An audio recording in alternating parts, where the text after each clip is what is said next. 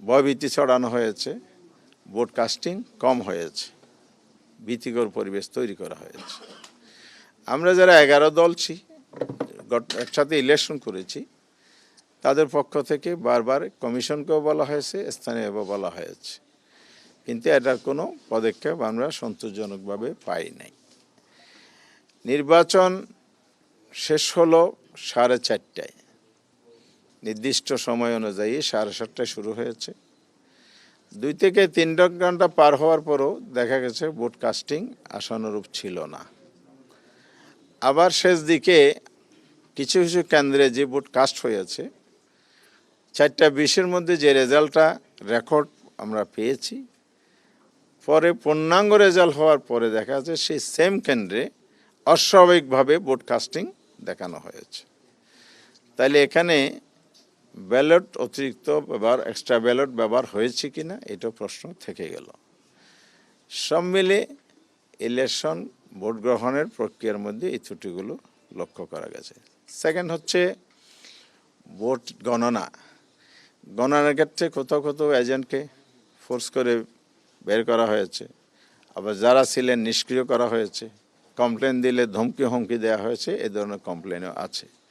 অর্থাৎ সুষ্ঠু গণনার যেই সুস্থ পরিবেশ দরকার সেটা কোথাও কোথাও ব্যাহত হয়েছে, এটা ছিল না। ফলে ইলেকশন ভোট গণনার মধ্যে যদি ত্রুটি থেকে যায়, ফলাফলে তার প্রভাব পড়বে, এটাই স্বাভাবিক।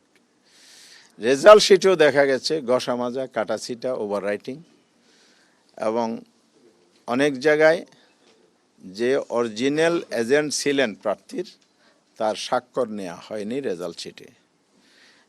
যেমন ঢাকা 6 মনে হয় আব্দুল মান্নান 6 আসনে রেজাল্ট শিট লেখা হয়েছে পেন্সিলে, সেখানে আমাদের প্রার্থী ছিলেন দাঁড়িপাল্লার ডক্টর আব্দুল মান্নান। রেজাল্ট শিটটা আমাকে দেখিয়েছে, কালকে আমি দেখেছি। সেখানে আমাদের এজেন্ট মুসলিম ছিলেন, নামে তো মানুষ বোঝা যায়, কিন্তু এজেন্টের নাম লেখা আছে একজন হিন্দু ভদ্রলোকের নাম। তো এজেন্ট নাম পরিবর্তন যে হয়ে গেল, তাহলে এটা এই রেজাল্ট শিটের বৈধতা কি? সে রেজাল্ট শিটে তো আমাদের প্রার্থীর স্বাক্ষর নাই, অন্য একটা স্বাক্ষর লিখে দেওয়া হয়েছে। এরকম ত্রুটিপূর্ণ রেজাল্ট শিটও আমাদের কাছে আছে। এই বিষয়গুলো সহ ইলেকশন প্রক্রিয়ার মধ্যে যে ভোট গণনা ফলাফল প্রকাশে ত্রুটি হয়েছে, এগুলো নিয়ে আমরা আজকে কথা বলেছি। পার্টিকুলারলি 32টি আসন চিহ্নিত করা হয়েছে স্বল্প ভোটের ব্যবধানে, এখানে আমাদেরকে হারিয়ে দেওয়া হয়েছে, এটা আমাদের প্রার্থীদের বক্তব্য। সেখানে আল্লামা মামুনুল হক সাহেব, বাংলাদেশ খেলাফত মজলিসের যিনি প্রধান, জামায়াত ইসলামী সেক্রেটারি জেনারেল অধ্যাপক মিয়া গোলাম পরোয়ার আসন, ঢাকা 8 আসনের নাসিরউদ্দিন পাটোয়ারি, এই নামগুলো আপনারা জানেন, চিনেন, এই জন্য এগুলো বললাম। এই জন্য এই ধরনের আরও অনেকেই, যেগুলো আমরা তালিকা জমা দিয়েছি, কমিশনের কাছে বলেছি এগুলো রিকাউন্টিং করা হোক, পুনর্গণনা করা হোক। এই চট্টগ্রাম 14 কর্নল অলি সাহেবের ছেলে ওমর ফারুক সাহেব, উনি এখানে উপস্থিত আছেন। ওনার অনেকগুলো এভিডেন্স উনি কমিশনকে শো করেছেন যে উনি কী কী করেছেন, কী কমপ্লেন ছিল। এরপরে প্রার্থী ব্যালট ইনভ্যালিড করার ক্ষেত্রে ঋণ খেলাফিদেরকে বৈধতা দেওয়া হয়েছে, দ্বৈত নাগরিকত্ব বৈধতা দেওয়া হয়েছে। এই বিষয়গুলো হলো মেজর বিষয় হিসেবে আমরা পেশ করেছি। কমিশনের কাছে আমরা এটাও বলেছি, আপনারা তড়িঘড়ি করে গেজেট প্রকাশ করেছেন, কারণ 12 তারিখ ইলেকশন হয়েছে, 13 তারিখ রাত 11টায় গেজেট প্রকাশ হয়েছে। তাহলে একটা লোক পঞ্চগড় থেকে, টেকনাফ থেকে, কুতুবদিয়া থেকে এসে আবার 13 তারিখ কমপ্লেন দায়ের করতে পারেন নাই। তার 14 তারিখ হলে তিনি পারতেন। তার মধ্যে ওমর ফারুক সাহেব একজন, তিনি ওখানে জিজ্ঞেস করেছেন, বলে যে এখানে না, অর্থাৎ উপজেলায়। তার জেলায় গেছেন, রিটার্নিং অফিসার কাছে, বলে যে এখানে না। আবার উনি দৌড়ে আসছেন ইলেকশন কমিশনে, এখানে আসার পরও বলে যে গ্যাজেট হয়ে যাওয়ার কারণে সুযোগ নাই। এই যে বিষয়গুলো তড়িঘড়ি করে করা হয়েছে, অথচ 13 তারিখ সকালেই আমাদের ডেলিগেশন আসছিল, এনসিপির ডেলিগেশন আসছিল, তারা বলেছে আপনারা গেজেট প্রকাশ করবেন না, আমাদের এই কমপ্লেনগুলো আছে, পুনর্গণনা বিশেষ করে এই কয়টি আসন স্থগিত রেখেই পুনর্গণনার মধ্য দিয়ে স্বচ্ছতার সাথে আপনারা রেজাল্টটা দেন, তারপরে গেজেট দেন। তো এখন প্রশ্ন তৈরি হচ্ছে, তড়িঘড়ি করার কারণ কি এটাই যে কমপ্লেনগুলো আসছে, সুতরাং এগুলো তাড়াতাড়ি করে ফেললেই বাইচা যায়। আমি জানি না, ওনাদের নিয়ত ভালো, ওনারা বলছেন, ওনারা স্বচ্ছতার সাথে করেছেন, সবই শুনেছি, কিন্তু আমরাও বলছি যে আমাদের কমপ্লেন আমরা দিয়ে গেলাম, আইনের দরজা খোলা আছে, ওনারাও বলেছেন, আমরাও আইনের প্রক্রিয়ার মধ্যে যাব। কিন্তু এখানে আমাদের রাইটটা যে ক্ষুণ্ণ করা হলো, এটা নিয়ে আমাদের প্রশ্ন রয়ে গেলে এই কথা আমরা বলেছি। সেকেন্ড পয়েন্ট হচ্ছে নির্বাচনের আগে এবং পরে সহিংসতা যে হয়েছে সেটাই। নির্বাচনী সহিংসতা বাংলাদেশে অতীত হয়েছে, এগুলো আমরা জানি, কিন্তু এইবার তো সেটা প্রত্যাশিত ছিল না। এই জায়গা থেকে বেরিয়ে আসার জন্য তো জুলাই অভ্যুত্থানে অনেক রক্ত ঝরেছে, জীবন দেয়া হয়েছে, এবং সেই জায়গাটা পুনরাবৃত্তি ঘটছে। তাহলে কি এটাই হচ্ছে বাংলাদেশে আবার ফ্যাসিবাদের, আবারও স্বৈরতন্ত্রের উত্থান হতে যাচ্ছে?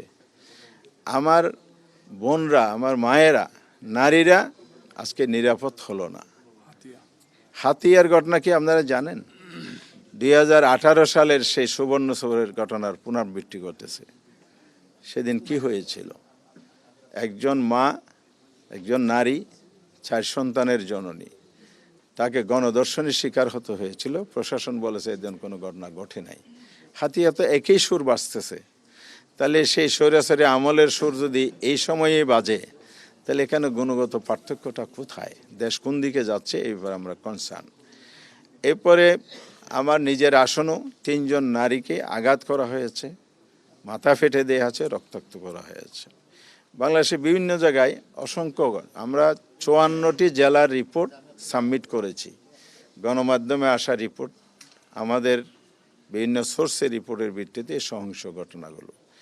আমাদের আমিরি জামাত 11 দলের মিটিং করে গত পরশুদিন প্রেস ব্রিফিং করে স্পষ্ট করে দিয়েছে যে সহিংসতা বন্ধ করুন। বন্ধ যদি আপনারা না করেন তাহলে আমরা রাজপথে নামতে বাধ্য হব। আমাদের 11 দলের সিদ্ধান্ত হয়েছে, পার্লামেন্টে আমরা গঠনমূলক বিরোধী দলের ভূমিকা পালন করব, দেশ এবং জাতির স্বার্থে কথা বলবো, আমাদের বক্তব্য তুলে দেশ গড়ার জন্য, আমাদের বাংলাদেশ, দেশকে আমরা ভালোবাসি, দেশকে আমরা পিছনে নিতে চাই না, সামনে নিতে চাই। সেই সেন্টিমেন্ট থেকে আমরা কাজ করার জন্য, ভূমিকা পালনের জন্য প্রস্তুত আছি ইতিবাচকভাবে। কিন্তু যদি এই ধরনের সহিংসতা অব্যাহত থাকে তাহলে অবশ্যই দেশ আবার পিছনের দিকে যাবে। আমরা কোনো অপশক্তির হাতে, যারা ষড়যন্ত্র করে দেশকে অস্থিতির সৃষ্টি করে গণতন্ত্রের অভিযাত্রাকে ধ্বংস করার পায়তারা করবে, সে জায়গায় আমরা আপোষহীন থাকব। এই জন্য প্রয়োজনে আমরা রাস্তায় নামতে বাধ্য হব। ইতিমধ্যেই আমরা 11 দলের পক্ষ থেকে গতকাল লিয়াজি কমিটির মিটিং করেছি, শীর্ষ নেতৃবৃন্দের সাথে আলাপ করে আমরা আগামীকাল 16ই ফেব্রুয়ারি ঢাকার রাজপথে বাইতুল মোকাররম উত্তর গেট থেকেই আমরা প্রতিবাদ সভা এবং বিক্ষোভ মিছিলের ঘোষণা দিয়েছি।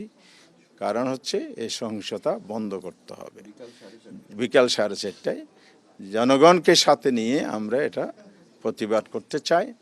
এত যে না থামে তাহলে আমাদেরকে রাজপথে আরও আগাতে হবে। আমরা চাই না রাজপথে রাজনৈতিক বিষয় সমাধান করতে হোক।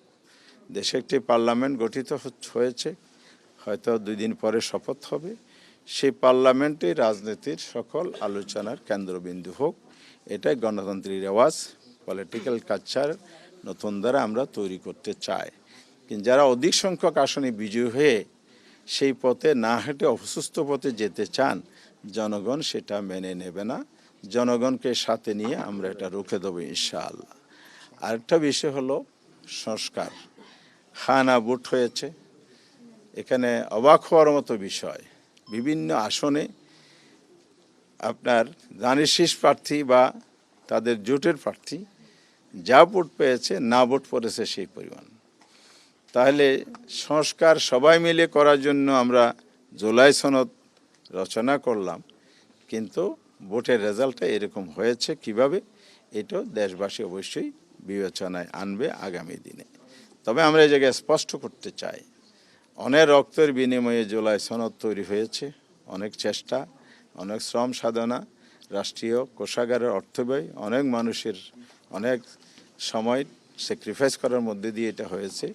সেই জায়গায় যদি নতুন কোনো কিছু গড়তে যায় তাহলে এটা জনগণ গ্রহণ করবে না। প্রফেশনেট প্রাপ্ত ভোটের ভিত্তিতে যে আফার হাউজের 100 আসনের সদস্য নির্বাচিত হওয়ার কথা, সেই জায়গাটাও নতুন করে প্রশ্নবিদ্ধ করা হচ্ছে। অর্থাৎ এখানে যে পিআর সিস্টেম আনুপাতিক হার জুলাই সনদে বলা আছে, সেটাই জনগণ গ্রহণ করে নিয়েছে। 4টি কোয়েশ্চেনের সেকেন্ড কোয়েশ্চেনে সেটা বলা আছে।